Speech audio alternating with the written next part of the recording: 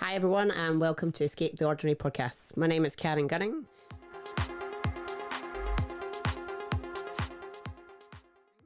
And I've made this podcast because I get asked a lot of questions and I thought it was only fair to share all the answers with everyone else and my kind of take on lots of things in the fitness world. So I'll give you a little bit about my background and what I've done in the past, where I came from and what I'm interested in these days, and then we'll go into a little bit more on topic. So let's take it all the way back. So when I was basically a teenager or even younger, I would wrestle with my brother and my dad. So that was like our fun stuff to do. I would put friends through circuit training and right now when I look back on these kind of things, they looked a bit odd, but back then it just felt like that's what we should have been doing. And then even when I was in primary, I was trying to arm wrestle all the boys. I wanted to beat all the boys at arm wrestling, and I did succeed. So by the time I left primary 7, I had beat all the boys at arm wrestling. So I have no idea where it came from. So my family are not into fitness at all. So my dad was fairly active in his job, so that was the only thing that he really did. My brother plays a little bit of football, did back then, but no real fitness influence with inside my close circuit of my family. So I'm not really quite sure where it came from, but I had this desire to be strong and kind of lift the world as such. Then that continued. So even when I went to high school, I went into basketball, netball coaching, and did lots of different things from that side. From there, I went on to study. When I was studying, I was working at McDonalds because you got to basically earn the pennies when you're studying. And then I picked up some fitness jobs. So I worked for one of our local council gyms called Excite. And there I was setting up badminton nets, football nets, bouncy castle for the kids. So playing with the kids in the bouncy castle. And then luckily I got a job for LA Fitness where I was able to actually step into the gym floor and start working with clients. So this is really when my fitness journey with other people really started to take place. Funny enough, because it was a part-time role initially, I was still working at McDonald's. So I was working along too, and pretty much you could see McDonald's outside the window from the spin studio. So a lot of our members would get busted when they came into McDonald's, and they'd see me on the other side. Pretty shocked that I was there. But yeah, it allowed me to keep them on the toes and keep 2 jobs. And then when I got offered the full-time job at LA Fitness, that's when I really delved in. So we got put on training courses and lots of different education things. So we went, which I was dreading at the time, was my first course, real course, was a spin course. And I had done this on my work placement, and I just hated spin at the time.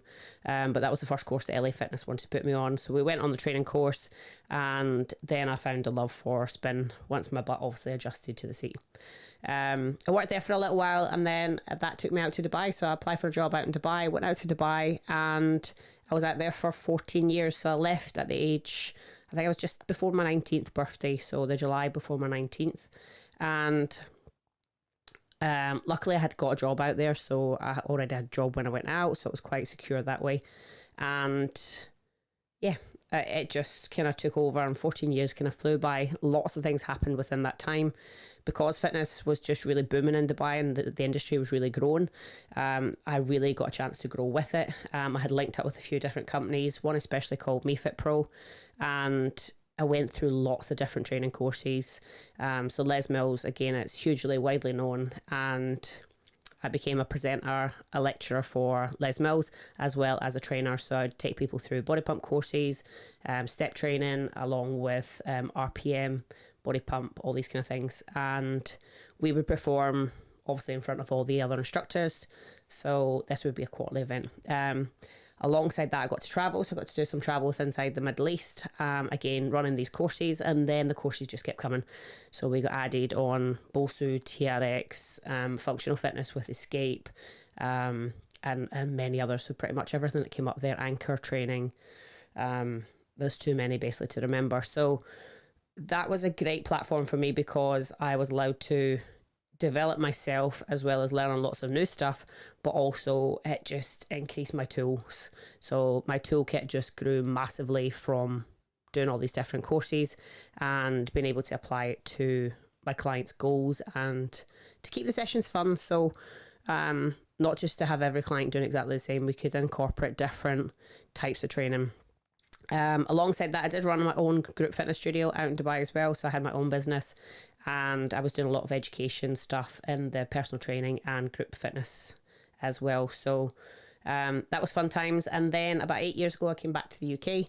And from there, again, we've just continued to keep going. So from there, I set up a gym called Fitness Beat, which was called Fitness Beat then, is now called Hustle Gym. And I had a bistro called Balance Bistro, where we incorporated good and bad food, and then we had meal prep alongside that. Since then, we've now closed Balance Bistro, and we're basically focusing on Hustle Gym. So running the gym, setting up a place where people can feel comfortable, they can come in, they can train together, a great community. And alongside that, I've actually set up my own education company again. So I was really missing the education part and teaching and allowing people to develop within inside the fitness world. One of the biggest, I think, reasons that really made me want to do this was there was a lot of courses running locally, and there was a lot of people getting trained and passing, getting a certificate, and starting to take on clients, and they just weren't to the level or the standard that I think they should have been. So it was trying to make that a little bit more structured and try and help pass on some of the knowledge that I've gained throughout the industry. So we've launched that, and we're now on our level 3. So we've done level 2 and level 3 this year. So we'll have lots more of those courses, and there'll be other education stuff that we'll launched in with it. Alongside that, I've got a few other different projects that I dip my hand into.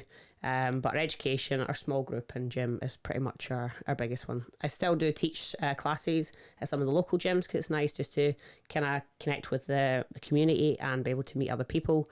So you will still see my face out locally at different gyms as well. So it's pretty much what I want. That's a really snapshot of the last 25 years that I've been in the industry. So yeah, I can't actually believe it's been 25 years, but yeah, 25 years. I started when it would have been about 16, my first role. 41 this year, so whoosh. But yeah, I'm sure we'll dive into that a little bit more, and obviously if anyone's got any questions or would like to hear more about certain parts of it, then we can definitely dive on that in another episode. Also, I want to give some value and feedback, or my kind of point of view as well in this episode. So there's lots of topics that we can talk about, and there's lots of things that I would love to get people's input. So once you do listen to this and you do have any questions, or if there's any topics that you would love me to cover or give my point of view on, then I would love any feedback. So questions or topics that you would like to cover, and then I can make sure that we can incorporate that in the future. Today we're going to talk about functional fitness. So functional fitness has been around since day dot. Basically, functional fitness is activities or movements that's going to help you with your everyday life. So that's basically the terminology for it. Functional fitness. So everybody needs functional fitness, from basically toddler all the way up to that elderly, right up to the last days. So toddlers are obviously learning the movements. They're starting to put things together. That's why we're trying to get them to lift and walk and run and crawl and all these different types of movements. And then also that'll progress as they get older. As we move into our later years, a lot of these functional movements can start to deteriorate, and that's again why it's really important that the older we get, the more we actually really focus on functional training and being able to live a healthy life with some strength within those daily activities. So functional fitness, yes, we need it for everyday life. Everyone needs it from child to adulthood, but obviously we get people that really want to hone in on that functional fitness and elevate. So we might take, for instance, a squat would be one of our components of functional fitness. So some people just want to do a squat because it's a big fat burner. So they might go into squats because they know they're going to burn a lot of calories in there. Other people know that it's a great functional movement, and that's why they want to do it. And then obviously we've got the muscle side as well. So it's great for obviously strengthening up through the legs, the glutes, and through the core. So we've got a big bang for our buck for that one. We've also got hinge movements, so like our deadlifts. So when we're tipping forward to pick stuff off the floor, deadlifts would simulate this. We've also got rotation movements. So if you think about in the house, we don't walk about little robots. We do twist and turn. So rotation would be another element. So if you think about putting the washing basket down and picking it up, or putting stuff in the washing, pulling it out, or if you've got kids, you might be picking up the kids, putting them into the car or into their chair. So these are all rotational movements that we need to make sure that we're also training. If we only train in one plane of direction, so forward and back, then we can then hurt ourselves when we start to go into these other activities in our daily life. We've also got push and pull movements. So push and pull, you would see these in a lot of gym exercises. So we will be pushing and pulling, but possibly the sled would be a better one. So we can push and pull a sled. So that's a heavy load that we're trying to push across the floor, or we might be able to pull it or drag it along the floor. So these are just some of the examples from functional fitness training that we can do. Now, through the years, functional fitness, as I said, it's always been there, but in probably the last, what would we say, from where I've really seen it take a kind of step up would be, so I think I competed in a show in Dubai. I think it was around 2014. So probably, around 2012-ish. I think that's possibly, I might be wrong, but that's possibly where things like CrossFit started to pop up. And basically what CrossFit did was they took functional movements, but then they also put intensity with it. So they are functional movements that are great for full body workouts, generating power, generating strength for a full body over a multiple joint. But they then put this element of personal growth and added a lot more intensity to the exercise. Before that, it was pretty much gym based. People going into the gym, obviously doing some of these functional stuff in the gym, but that time when CrossFit really hit, that's when a lot of things changed in the fitness world, and you've seen a lot of things starting to pop up. Obviously, it is a competitive industry and everyone wants to try and compete with CrossFit. So you're starting to see a lot of different things pop up. So the latest one we've got is High Rocks. High Rocks is just going mental at the minute. And pretty much what they've done is they've took functional fitness, so functional movements, and then combined it with fitness. So they've added the element of running with it. So you'd run a kilometre, then you do a functional exercise, you run a kilometre, do a functional exercise, and then you repeat this 8 times. So similar to CrossFit, they took functional fitness and they added an element. High Rocks has done exactly the same, functional fitness, and they've added the fitness element. So you will see these things coming and going. And from my point of view, like, I don't think there's anything wrong if you love these types of training and that's what inspires you to move, and you love the kind of team aspect, because obviously they've got either partners or teams that you can do it in, and you love that side and it makes you work out, then that's great. Then the more movement that you're getting, the better. If you're, however, looking at your body and you're going, I wish this area of my body was more developed, so I had more muscular in this area or this particular muscle, then that's where our strength training really comes in. So inside the gym, we can really narrow into the exercises and the muscle groups that we're working. So I particularly like basically a combination of both. I'm not saying I'm all strength training. I've always been involved in a lot of the other stuff. But if you aesthetically want to change your body and work on particular areas of your muscle, then you will need to include some isolation exercises, which are not functional. Our body doesn't know muscle only, it only knows movement. So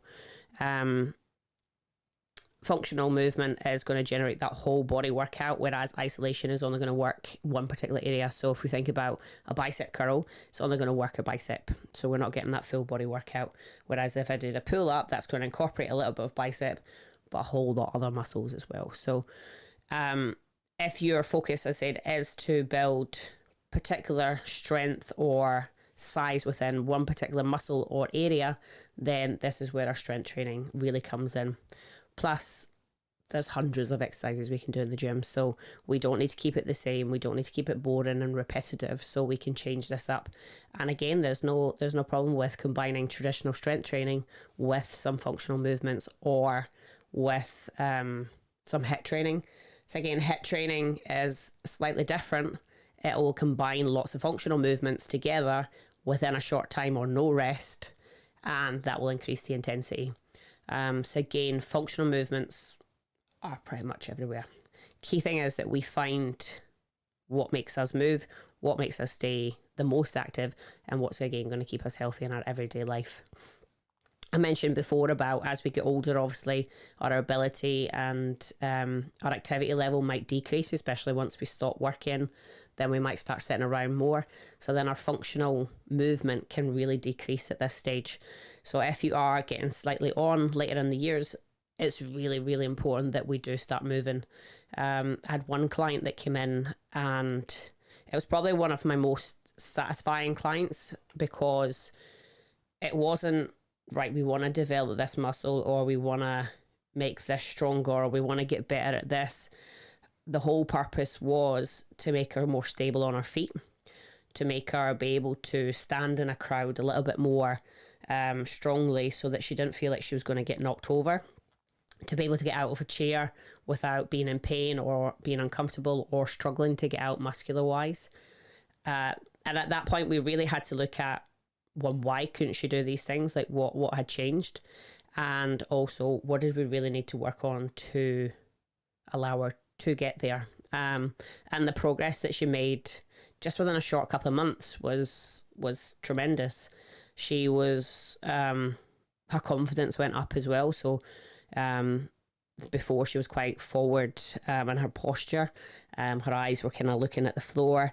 As we moved forward, her posture started to open, her eyes were up, she had that little bit more spring in her step, and she was just feeling better all over. And she couldn't actually believe that a little bit of training for that short amount of time could make a massive difference to her life and her lifestyle, and just how she felt in everyday life. So she ended up spreading it around and telling everyone that they must come train with Karen Gunning. But that was probably my most rewarding client, because it made a massive impact just on her life, not just physical, not just fitness. It was life-changing for her. So right now, to this day, she's still going through exercises that we set her up, because there was lots of stuff that she could do in her house to help with mobility, with posture, and she's still going through. So I got a little check-in last week from her, and all is still going well. So I can't reiterate them enough. The older we get, most people go, oh, I don't need to be doing that stuff anymore. It's really important, the older we get, that the more we keep moving, and the more we keep challenging our body to get into these positions and move in every direction and every way possible. Otherwise, we will face consequences further down the line. And it's all about quality of life, isn't it? So we move better, we feel better, we can live better. So functional training, as I said, it's been around for a long, long time. All we're doing is we're seeing people put it in little pockets with other things. So combine it with different elements of fitness, and I'm sure that there's going to be other people out there that are going to come up with even more ways that we can challenge our functional fitness along with other elements. So the fitness industry is constantly changing, and I will always kind of dabble in and out of them. But you will always find me in the gym doing my strength training as well, because that's what I love as well. So if you do have any questions on functional fitness, or if you're not quite sure where you should start, or if you're just a little bit lost, or you are struggling with some types of movement, please feel free to reach out to me. I'm more than happy to try and help where I can. And yeah, I just want to help everyone through these episodes. So any questions you do have, reach out, and we'll hopefully get them answered in the next ones. But that's all for episode 1, and I hope you have enjoyed listening. If you have, please like and subscribe, and then we will see you in the next episode.